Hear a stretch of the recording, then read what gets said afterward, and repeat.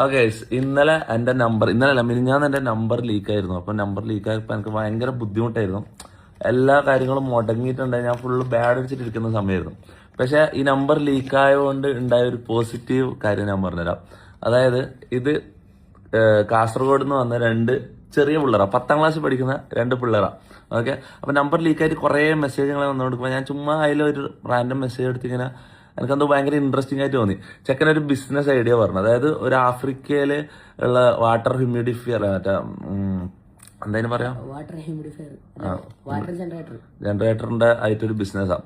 Okay, ഇത് പിള്ളേർ എഴുതിക്കൊണ്ടുവന്നു. ഇത് പിടിച്ചേ പിള്ളേർ ഇതിന്റെ മൊത്തം പ്ലാൻ, ഇതിന്റെ ബിസിനസ് പ്ലാൻ മൊത്തം എഴുതിക്കൊണ്ടുവന്ന് 10ാം ക്ലാസ് പഠിക്കുന്ന നോട്ട്ബുക്കിന്റെ പേജിലാണ്.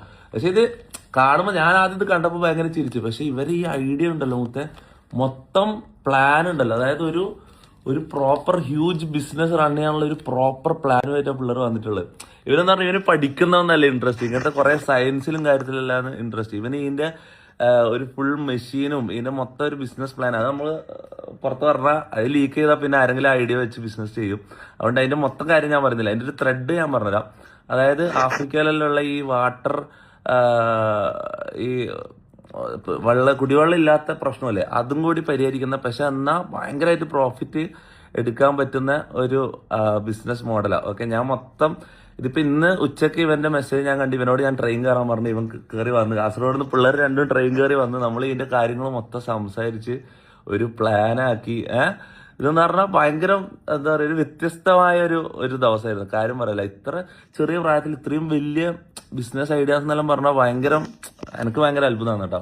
അപ്പൊ എന്തായാലും നമ്മൾ കുറച്ച് പ്ലാനുകൾ ഇമ്പ്രൂവ് ചെയ്യാനൊന്നുമില്ല ഇപ്പോഴത്തെ പ്ലാൻ അത്രയും ടോപ്പ് നോച്ച് പ്ലാനാ. അപ്പൊ എന്തായാലും നമ്മളത് വർക്കാക്കി എടുക്കാൻ പോവാം.